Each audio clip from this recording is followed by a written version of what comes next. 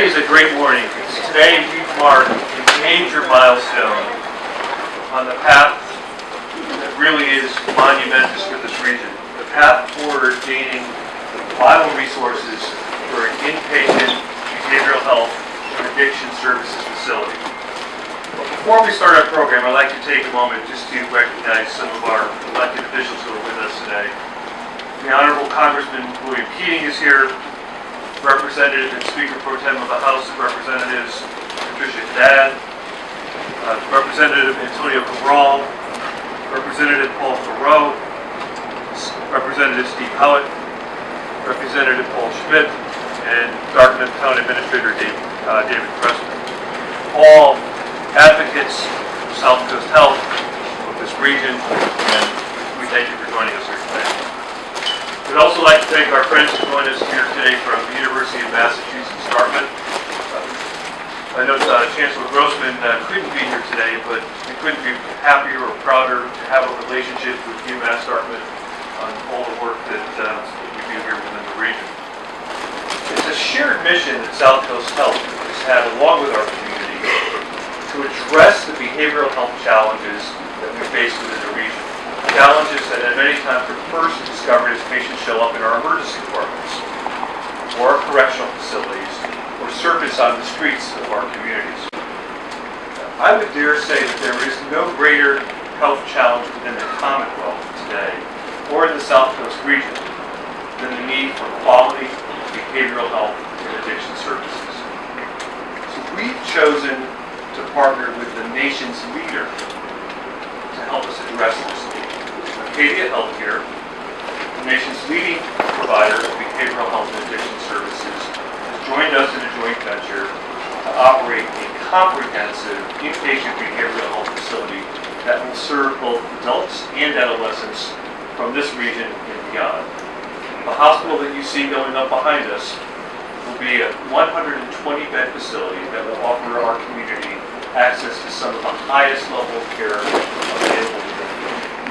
When it opens later in 2015, it will more than double the available inpatient beds within the region that we have today. So the beam that's here in front of us, which is part of our topping off ceremony, is not just a construction milestone, it really is a milestone of hope.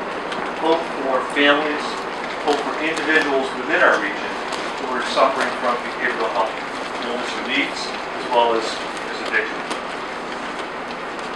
So a little more than a year ago, I think, Pat, you and I sponsored a behavioral health summit. And at that time, we heard from many providers and individuals within the region that we serve about the need for expanded behavioral health services, expanded access to care for people that we all know and are concerned about. We discussed how our emergency department within the region, our three emergency departments, the emergency department at St. Anne's, each and every day see dozens of patients presenting with behavioral health needs, often requiring them to stay for hours on end, if not days on end, waiting to find an appropriate inpatient bed. We talked about the fact that St. Luke's, which currently operates 30 inpatient beds, runs at nearly 90+% occupancy each and every day. And while behavioral health services claim a disproportionate share of care hours in our emergency departments and on the Rogers unit, those patients are often discharged only to return back to the ER with another behavioral health crisis, because we don't have access to the resources that we need within the community to provide that continuous follow-up care. So now, a year after that summit, the statistics that we described and discussed at that summit, they still plague us. They're still there and they're still quite real. But what has changed is that we are making a real visible difference, real progress toward a comprehensive, coordinated behavioral health system of care with a safety net that won't let patients fall through the cracks. This new facility will not only provide critically needed services, but it will enhance our access to outpatient services as well and act as a catalyst to strengthen the network of services with the existing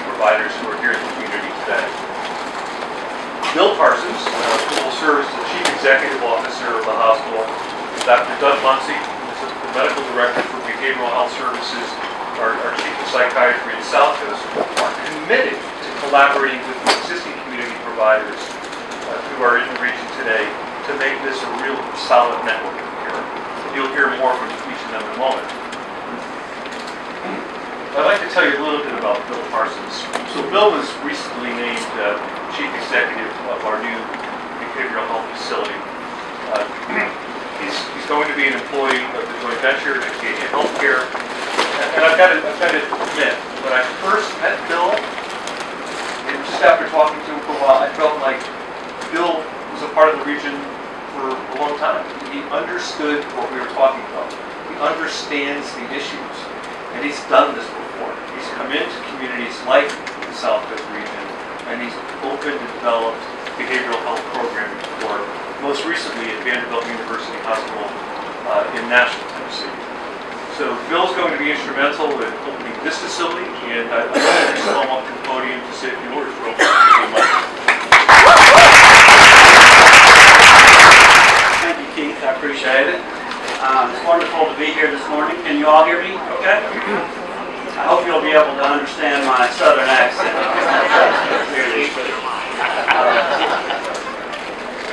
So it's wonderful to be here, and as we envision a new future in behavioral health treatment in the Southcoast region, I look forward to working with Keith and his leadership team on this important endeavor. The hospital rising on this site is far more than the steel beams that you see here today, or the beds and the equipment that will eventually be moved in. It's bigger than the dimensions that are measured by the 77,000 square feet, or the number of medicines or what we prescribe or the treatments that we deliver. The hospital will be measured by how well we're able to build a community of care that will engage our behavioral health professionals and patients alike in a compassionate and healing environment that offers safe and proven therapy. You know that behavioral health professionals sometimes feel that we're not treated as equal partners in the healthcare delivery community. Sometimes we feel less valued, and we feel less valued than our colleagues who treat physical ailments. But it is my conviction, and is the conviction of Adadia Healthcare, that the treatments we offer for behavioral health are just as effective and just as important as the care of the cardiologist or the trauma nurse. With that in mind, the new hospital staff of 250 employees will include highly qualified professionals who believe that their work has a meaningful and noble purpose. And I want to emphasize that point and emphasize that it's important work that we're doing here. And these doctors, social workers, and nurses will practice at their highest level of training and experience and grow professionally while being rewarded fairly. Esteem for ourselves as professionals reflects on our patients as well. Our hospital and its staff will take pride in treating our patients with respect, no matter how impaired they may be by severe psychosis or drug addiction, or how rarely they find respect in their community. In fact, it's going to be the mission of this hospital to help reduce the stigma that's often associated with mental health difficulties. I intend to meet with community leaders, and have already begun to do so, and partner with social service agencies to help promote the idea that behavioral health is vital to a person's well-being. And when trouble arises, it can be treated just like any other sickness. We want to serve as a community resource, welcoming the public to come and be a part of our educational seminars and other programs that we offer for behavioral health issues. The hospital is going to offer a full spectrum of care in 4 key areas: adult and adolescent, substance abuse, and geriatric care.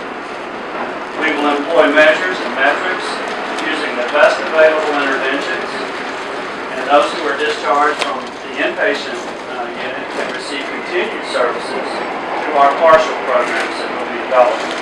And these will offer outpatient care to continue the patient's treatment until they're stabilized and able to return to work. I've run behavioral health facilities, as was mentioned, for more than 2 decades. And most recently was fortunate to deepen my expertise at Vanderbilt, where in the last year I served as Associate Executive Director for Vanderbilt Behavioral Health, as well as running the hospital. In that position, I learned to marshal and focus resources that benefited the entire system. But a professional's expertise, no matter how extensive, pales when matched with the experiences and resources that Acadia develops every day by operating 75 mental health facilities around the country, in the United Kingdom and Puerto Rico. So our hospital and its patients and our community partners would benefit from this wealth of knowledge, best practices, and cutting-edge protocols. Also, in the coming weeks, I will be traveling the country visiting other Acadia hospitals, looking for lessons, I guess, on what's most and least effective. And I expect it to be a rich learning experience that I probably couldn't have in other settings. So in conclusion, I want to say that it's a rare privilege to be able to open a new hospital and establish new programs in an area. And I'm excited to work with Dr. Muncie and the professionals at Southcoast Behavioral Health on this important project. It is said that the topping off stands as a symbol of luck and good fortune for all future occupants. I believe that this good fortune will expand beyond the walls of our hospital and into the entire community. And I know that a year from now, we will be already started making a difference in the lives of people in southeastern Massachusetts.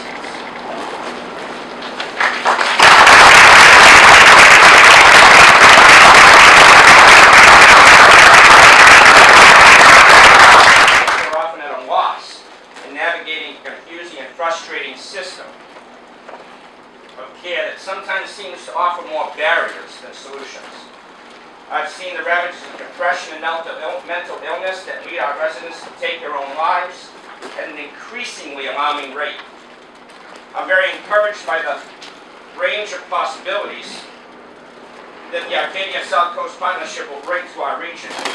This new facility we are celebrating today will not just expand behavioral health services, but will help fill the significant gaps that we have in our region. As Bill mentioned, this facility will cover the full spectrum of care, serving all ages in one setting. The needs that we have here, the difficulties that exist, include, as I was saying, with taking our own lives, adolescents who leave behind families and young friends who are left wondering what they could do and what could be done to help.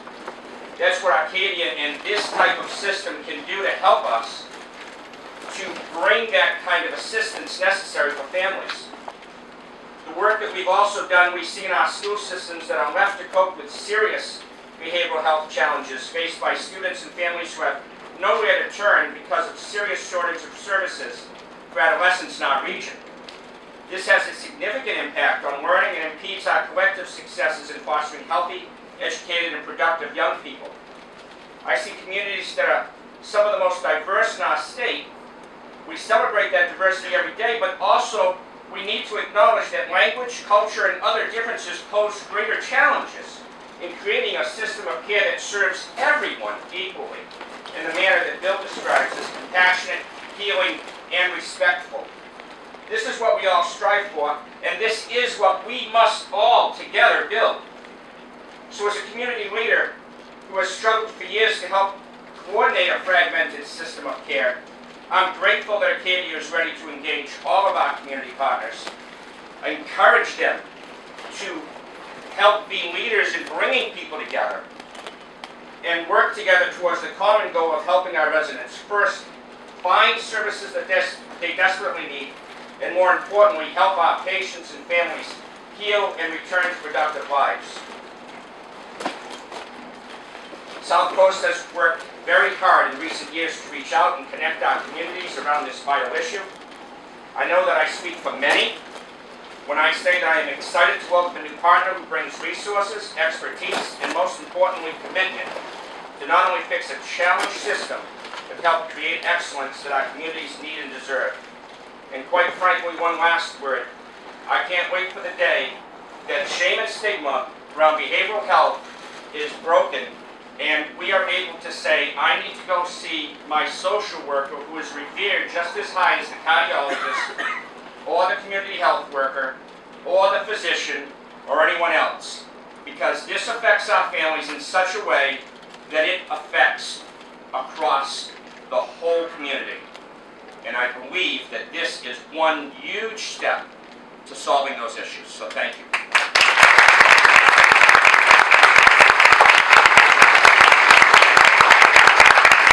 And I'd like to take this opportunity to invite up to the podium the Honorable Congressman Bill Gates.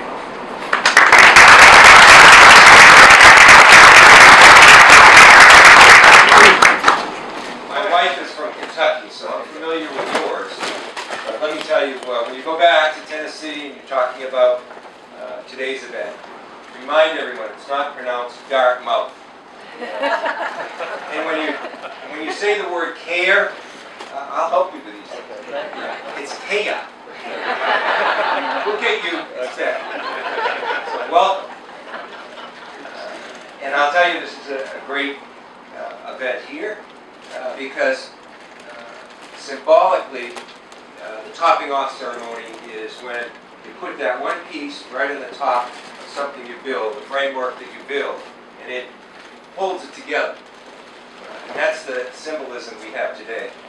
And if you're looking at one person that's the architect of so much of this in our region, it's Keith Hogan. Because Keith, at a time when people in his position are just reacting and reeling to the changing nature of everything going on, he is meeting those needs, but he's also driving us forward. And we've seen so many of the things. Just recently, legislators that I serve with in the House, in the Senate, we've been to events, whether it's the new maternity unit, whether it's the urgent care facility, it could go on and on, of how we're advancing healthcare here.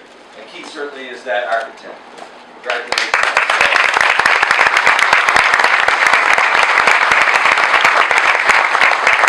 So what is that framework we're talking about? You could go on and on. Some of the things that strike me as the most important is the range of people that are going to be affected by this. This will help people from adolescents to geriatric needs and everything in between. And it's going to be something that's so important in terms of the efficiency. I know from my law enforcement background that when people are put in a situation where there's behavioral health issues, too often there's one place to go. And it's the most inappropriate place in many instances and the most expensive places. We bring those people to the emergency where they're not really equipped, where there's all kinds of other priorities going on, and where the most expensive way to react to some of these important issues occurs. Now we're going to have an alternative where it's over 90 plus beds. Now there'll be 120 additional beds. That kind of increase is so important, and bringing people to the right place is so important as a result. So there'll be cost savings and greater and more appropriate care that goes on here as well. And in our region, unfortunately, as it is throughout so much of the country, we're dealing with an epidemic of substance abuse that leads to suicides, among other things, that also is something that we've never seen before. I think when the numbers come out in the state, just in the next few weeks, and they're underreported, we might have somewhere between 900 and 1,000 individuals from our state alone that die from prescription drug and opiate-based overdoses. It's staggering. It's almost 3 people a day in our state. Just a few days ago, a family friend of ours, he attended a funeral for a young man who was having some mental health challenges, self-medicating, and he ended up dying from an overdose of drugs. 27 years old. We can do better than that, and this is an important step in that direction. It's also something I give kudos to the Dartmouth local officials as well. You were planning and doing planning and zoning and dealing for medical centers and that kind of great resource we need, and you did a great job creating this environment where we could be today. Government officials deserve great credit too. This will create jobs. There'll be 150 construction jobs, 250 jobs in the facility afterwards.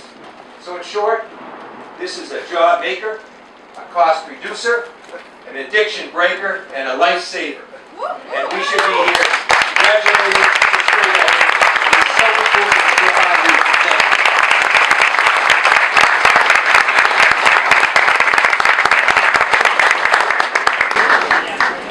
Representative Haddad.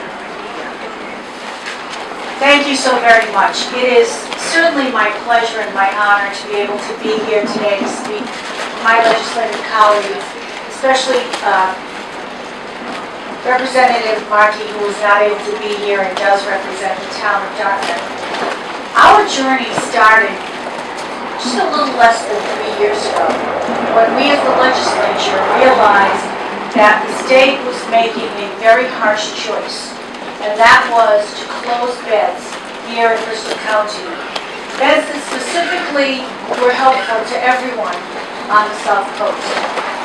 And the whole Bristol County delegation, my very dear friends from the Bedford, Fall River, we all came together to fight what we told the administration was a severe lack of services in our area. We as a state spend, as comparing other regions, we spend more money here on the South Coast on behavioral health and mental health services than we do anywhere else in the Commonwealth. And that is, unfortunately, because those services are needed. Because we here have a very high addiction rate, we have a very high unemployment rate, which leads to as simple as depression, that we don't have the services for. So as Keith said, about a year ago, we as the delegation brought the speaker here. And Keith was kind enough to give us the auditorium at St. Luke's, which, by the way, filled up like that, with providers, community-based providers, other practitioners, and made it very, very clear to the speaker that our area was definitely an area that needed attention. But again, we work with the administration, and while we can appropriate money, it's how it gets expended. And unfortunately, it did not get expended, although we made some very, very significant changes because of that summit and because of the partnership. So now as we go forward, here we have our partners who have once again stepped up to the challenge. Stepped up to the challenge to provide excellent health care to the entire South Coast, to Fall River, to New Bedford, and down to Wareham and Toby. And now our partners have said to us, we're going to provide that service for the people and communities that we service. There is no way to tell you. There is no way, unless you truly work in the mental health industry, to tell you what this means to children, adolescents that we don't have. There are so many adolescents who are stuck in emergency rooms and in terrible placements because we don't have services. Our elderly, who are suffering because they're lonely. They don't understand why they're still alive, and all of the people that they've loved have left them. And then all of our people here who have so many challenges. We unfortunately have in our area statistics that prove and underscore our need for these services. So I want to thank the community of Dartmouth for stepping up and providing the opportunity for this. I want to thank more than you can imagine Keith Hovind and his team for providing the services that we jokingly say that we're all going to need very soon if we continue doing this job. Thanks, I'm glad somebody because I often say that I'm doing this because I'm going to be the first one that's going to have to need a bed for a week. But it's so true. The stresses of everyday life, the stresses that we impose on ourselves, the stresses that our situation imposes on us, cause us to need help. And Reverend, I couldn't have said it better. If we don't change the stigma, if we don't change the fact that parity is necessary across the spectrum of healthcare, then we as a society are not going to evolve. And this will help us. This will help us change that dynamic. It will help us tell our people it's okay to ask for help. Because the sooner we get help, the less we're going to need people to stay in long-term inpatient care. The sooner people will become more productive. So, 1,100,000 thank yous to everyone who has come together. Welcome to our area, Adadia, and we're here. My delegation and my colleagues in the State House are here to help you and welcome you to our area, so thank you very much.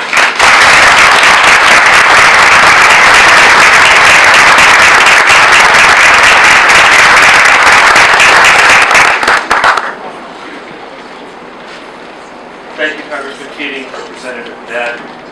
Thank you all for having come to attend this topping off ceremony.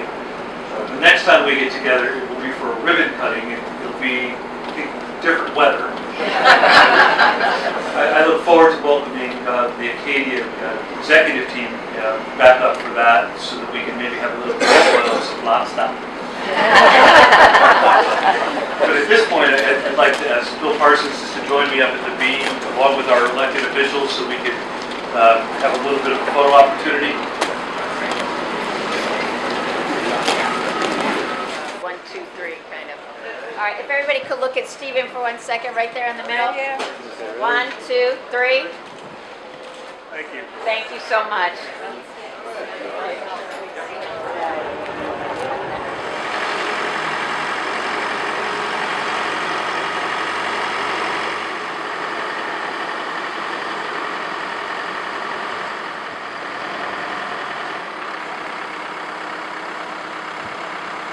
Tell me your name, Mike Mitchell.